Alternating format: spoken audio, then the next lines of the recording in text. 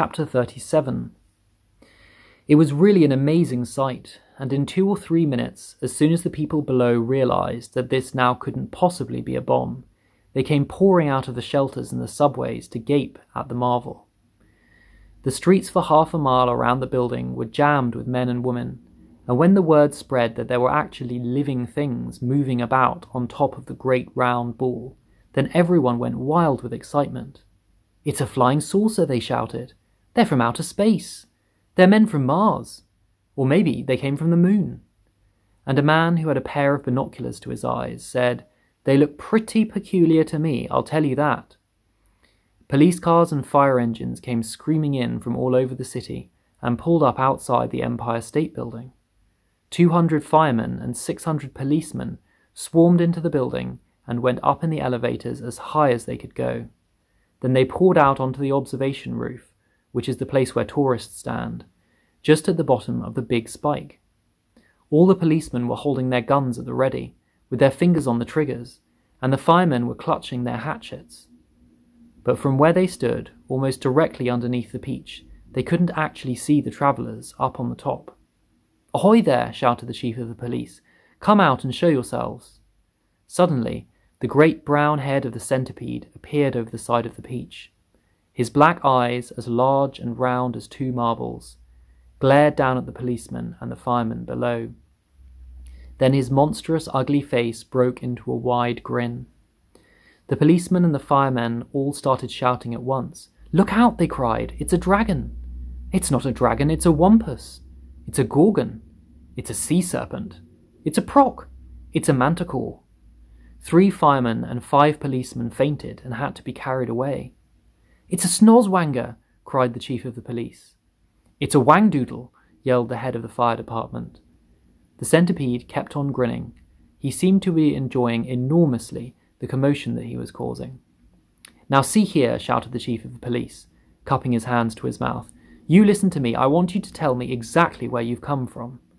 "We've come from thousands of miles away," the centipede shouted back, grinning more broadly than ever and showing his brown teeth. "There you are," called the chief of the police. "I told you they came from Mars." "I guess you're right," said the head of the fire department. At this point, the old green grasshopper poked his huge green head over the side of the peach, alongside the centipedes. 6 more big, strong men fainted when they saw him. "That one's an oink!" screamed the head of the fire department. "I just know it's an oink!" "Or a cockatrice!" yelled the chief of the police. "Stand back, men! It may jump down on us at any moment." "What on earth are they talking about?" the old green grasshopper said to the centipede. "Search me," the centipede answered, "but they seem to be in an awful stew about something." Then Miss Spider's large, black, murderous-looking head, which, to a stranger, was probably the most terrifying of all, appeared next to the grasshoppers. "Snakes and ladders!" yelled the head of the fire department. "We're finished now. It's a giant scorpula." "It's worse than that," cried the chief of the police. "It's a vermicious cnid. Oh, just look at its vermicious, gruesome face."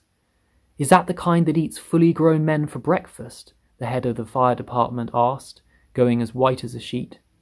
"I'm afraid it is," the chief of police answered. "Oh, please, why doesn't someone help us to get down from here?" Miss Spider called out. "It's making me giddy." "This could be a trick," said the head of the fire department. "Don't anyone make a move until I say." "They've probably got space guns," muttered the chief of police. "But we've got to do something," the head of the fire department announced grimly. "About 5 million people are standing down there on the streets, watching us." "Then why don't you put up a ladder?" the chief of police asked him. "I'll stand at the bottom and hold it steady for you while you go up and see what's happening." "Thanks very much," snapped the head of the fire department.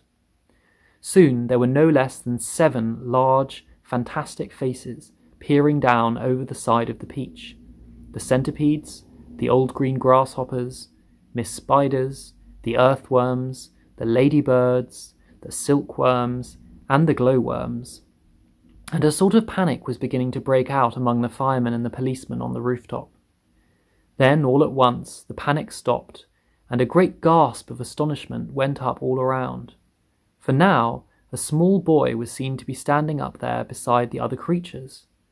His hair was blowing in the wind, and he was laughing and waving and calling out, "Hello, everybody, hello." For a few moments, the men below just stood and stared and gaped. They simply couldn't believe their eyes. "Bless my soul," cried the head of the fire department, going red in the face. "It really is a little boy, isn't it?" "Don't be frightened of us, please," James called out. "We are so glad to be here." "What about those others beside you?" shouted the chief of the police. "Are any of them dangerous?" "Of course they're not dangerous," James answered. "They're the nicest creatures in the world. Allow me to introduce them to you one by one, and then I'm sure you'll believe me.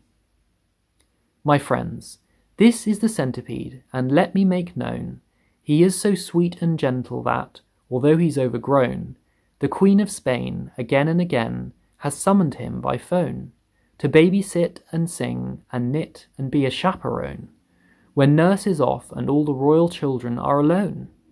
Small wonder, said a fireman, they're no longer on the throne. The earthworm, on the other hand, said James, beginning to expand, is great for digging up the land and making old soils newer. Moreover, you should understand, he would be absolutely grand for digging subway tunnels and for making you a sewer. The earthworm blushed and beamed with pride. Miss Spider clapped and cheered and cried, could any words be truer? And the grasshopper, ladies and gents, is a boon in millions and millions of ways. You only have to ask him to give you a tune, and he plays and he plays and he plays. As a toy for your children, he's perfectly sweet. There's nothing so good in the shops. You've only to tickle the soles of his feet, and he hops and he hops and he hops.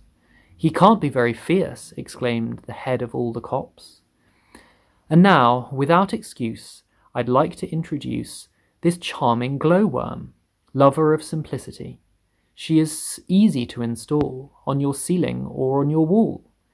And although this smacks a bit of eccentricity, it's really rather clever, for thereafter you will never, never have the slightest need for using electricity. At which, no less than 52 policemen cried, if this is true, that creature will get some fabulous publicity. And here we have Miss Spider, with a mile of thread inside her, who has personally requested me to say that she's never met Miss Muffet on her charming little tuffet, and if she'd had, she'd not have frightened her away.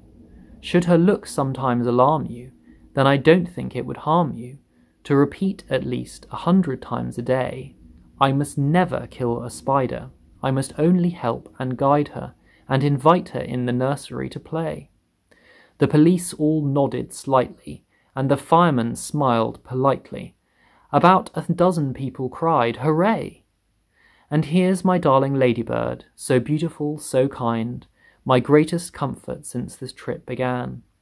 She has 400 children, and she's left them all behind, but they're coming on the next peach if they can. The cops cried, she's entrancing, all the firemen started dancing, and the crowds all started cheering to a man. And now the silkworm, James went on, whose silk will bear comparison with all the greatest silks there are in Rome and Philadelphia. If you would search the whole world through, from Paraguay to Timbuktu, I don't think you would find one bit of silk that could compare with it. Even the shops in Singapore don't have the stuff, and what is more, this silkworm had, I'll have you know, the honour, not so long ago, to spin and weave and sew and press the Queen of England's wedding dress, and she's already made and sent a waistcoat for your president. Well, good for her, the cops cried out, and all at once a mighty shout went up around the Empire State. Let's get them down at once, why wait?